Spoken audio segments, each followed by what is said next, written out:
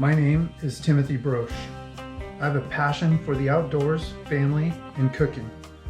I embrace my primal instinct to hunt and gather. I understand how it defines me and appreciate the unparalleled food the outdoors provide. The water and woods call to me.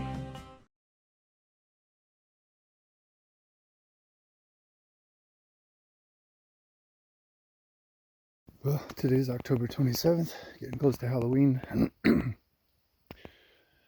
It's early morning, just packing up my tree stand, heading up to one of the spots.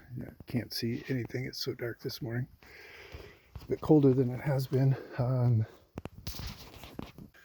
So all I have is a whitetail doe tag right now. I've got a muley tag too, but not mule deer hunting this weekend. I got 3 days left of whitetail doe season in BC. Because I've already gotten a buck in this region. I can shoot 2 whitetail, but the second one has to be a doe. I can't shoot another buck. So you know what's going to happen today. We're probably going to see a big one.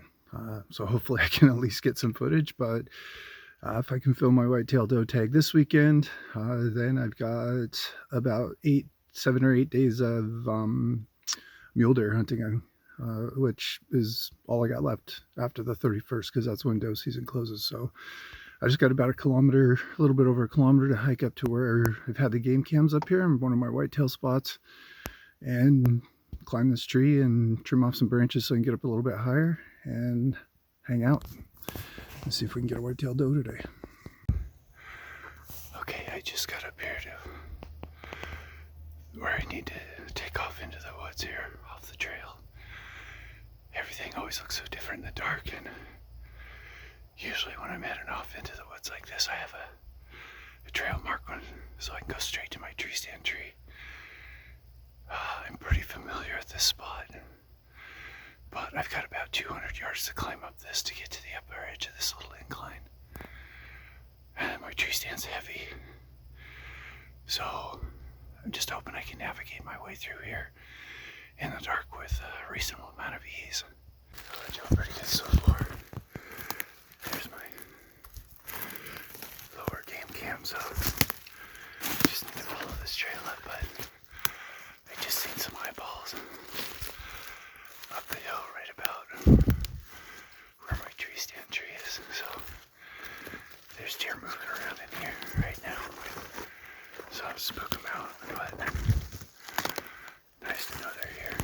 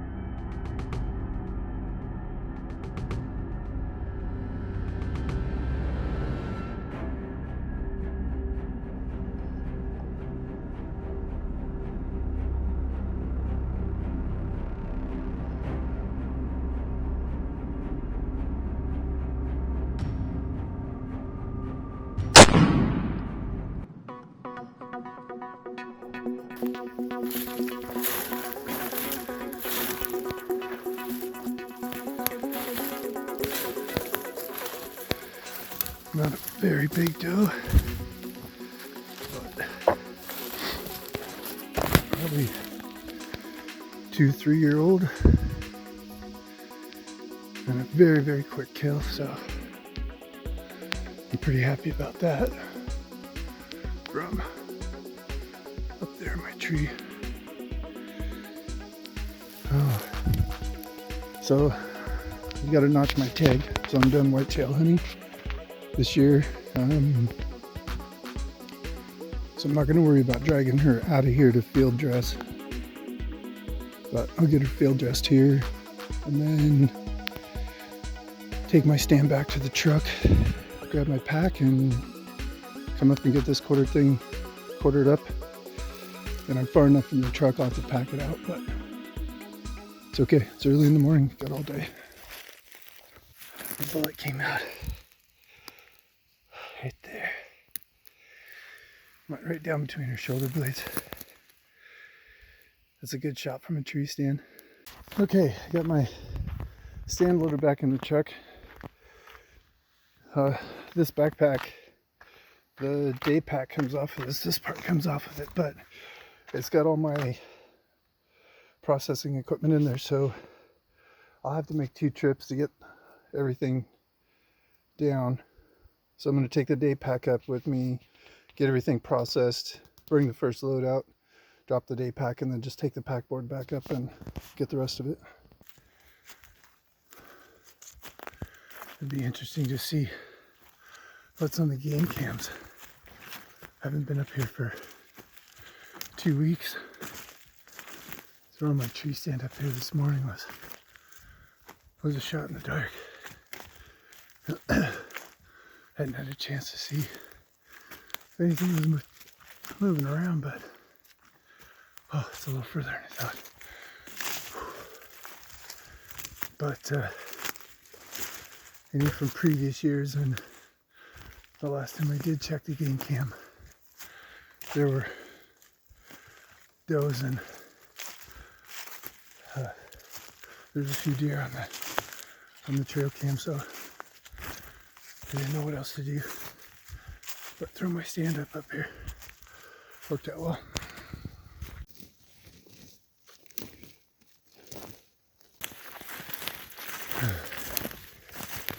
Finally. Whitetail are so sneaky. So this right here is the bottom of the tree I was standing in, and right, not even 10 yards, that deer popped out right there in those little trees. And I can see the back side of that. And I just heard 4 or 5 steps, and I looked over and she was coming out right there. She walked right over, walked into this brush, the limbs that I dropped from the tree this morning, and right around. I thought she was going to go around behind me, but she turned and came down. When she went behind this big tree where she couldn't see me, I lifted my rifle, and then that first log laying across, you can see the blood smear on it right there. So she was probably maybe 20 yards, not very far. It's weird how whitetail can just appear. It's frustrating and fun at the same time. Okay, gotta get this thing quartered up and ready to pack out. I'm not a big fan of shooting does, but venison is a staple for my family. A deer will only last us maybe 2 months. This isn't it's not a huge deer, it's a decent sized one. I think she's probably 2, maybe 3, but the meat on this thing will be absolutely amazing. And probably the only meat that I lost was a little bit around the spine, the back straps there, maybe where the bullet went through, but didn't lose any of the shoulders. So being as a smaller deer, I really didn't want to. It worked out well that I could shoot her straight down from the top. But yeah, I didn't get any deer last year. I'm limited to only had a doe tag left for today and tomorrow.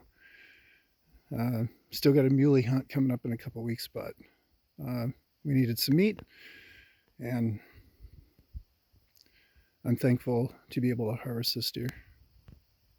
We got to transport this thing. I'm an hour out of town where the trailer is, and 2 hours from home, so I'm going to leave the foot on these, on the quarters, just for identification, and then also leave part of the udder physically attached to the inside of each hind quarter.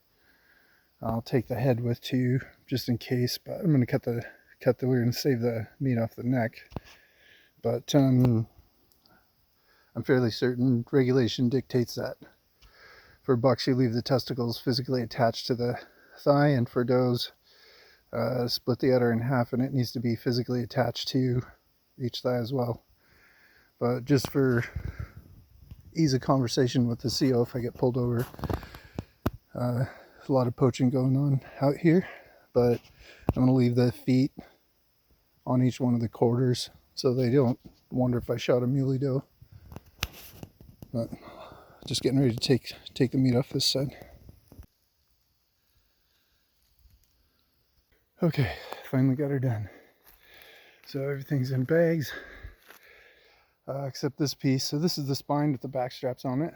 So this I'm doing a little bit differently in the field than I did in the video where I cleaned the buck.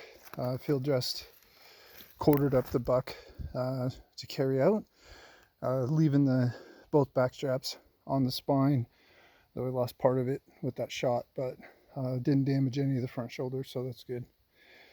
But I'm just going to freeze this and then take this saw and we'll cut in, slab off some bone in, they'd be like pork chops, bone in loin chops, bone in loin steak. We're gonna give that a try. I've never done it that way before, but we get this in the bag and start loading up my pack. So I'm just gonna start getting some stuff out of here. I'll put a link in either description or the video on my process for quartering up and packing out. And today I'll show you how I use my pack for getting deer from way up here in the woods down to the truck. But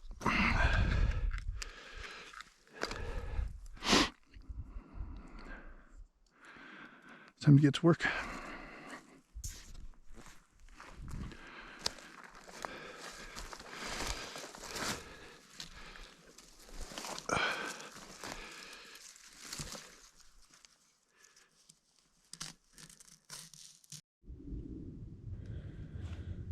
So this is the pack I have, Alps Outdoors with a Z, and this particular model, I guess, is the Extreme X.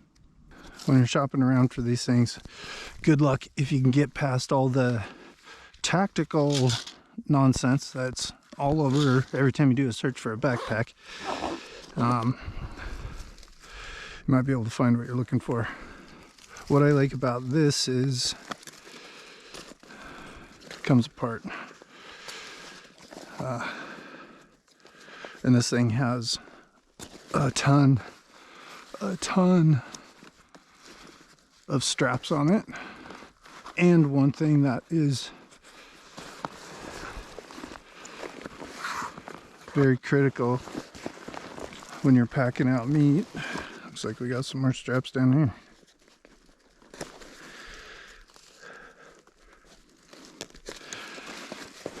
is this, which is this floor that you can wrap up and around whatever you're packing out, and that way it doesn't slide out. If you don't have this and you're trying to pack meat out, good luck. It's a nightmare, because it just, every time you step, it just kind of moves and shakes around and it'll keep sliding out the bottom. I've tried packing it out on a regular backpack before, and it's just, it doesn't work.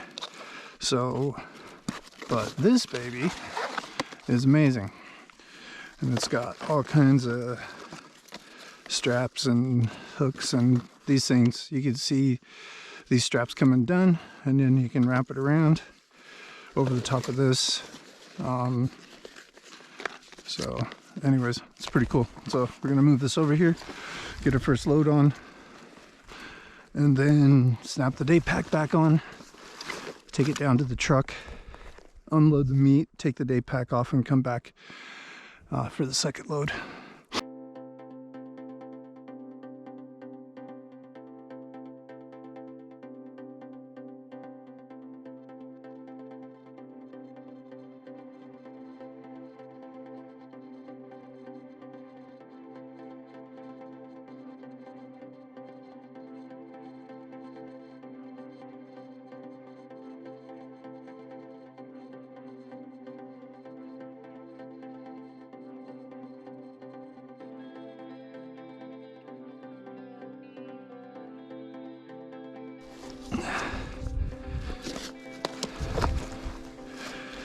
And we're gonna get these babies locked in first.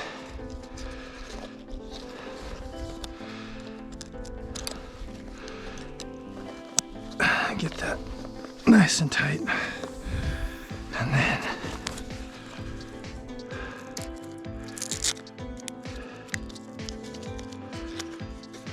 this, we'll loosen these up. Same thing here.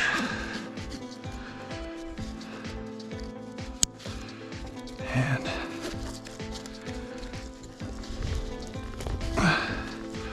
suck that in nice and tight. And then this one here. And it's got these kind of flaps that come around too that help hold everything in place. I've used this to pack out quite a few deer. Super happy with it.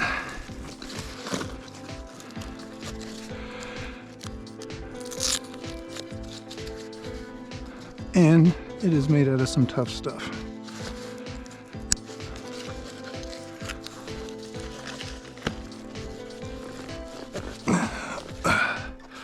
All right, there we go. Oh, take this and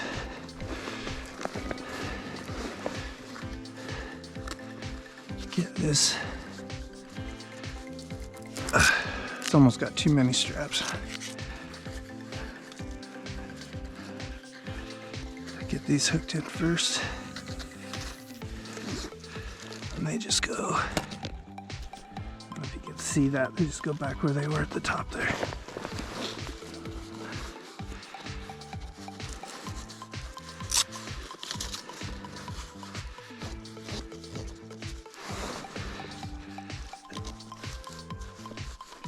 Which also kind of helps hold things in place. There we go.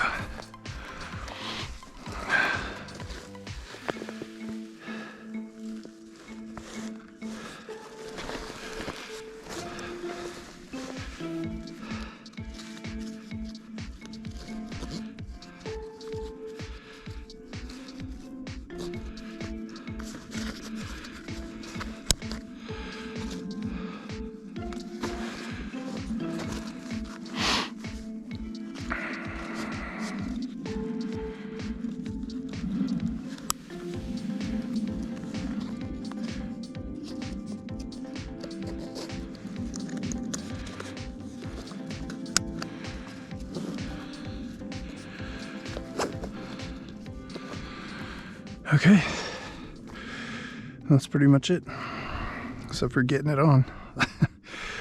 The easiest way to get into a heavy pack is sit it on a little bit of an incline. And then get into it, and then just lean forward and stand up. I'll pack this down to the truck and bring a bag back for the head if I can remember, and head back to camp.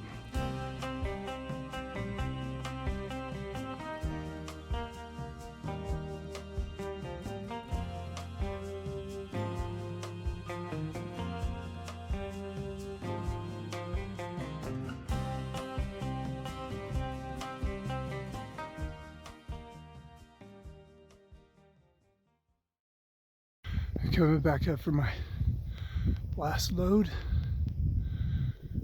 and those crows are one of the main reasons that I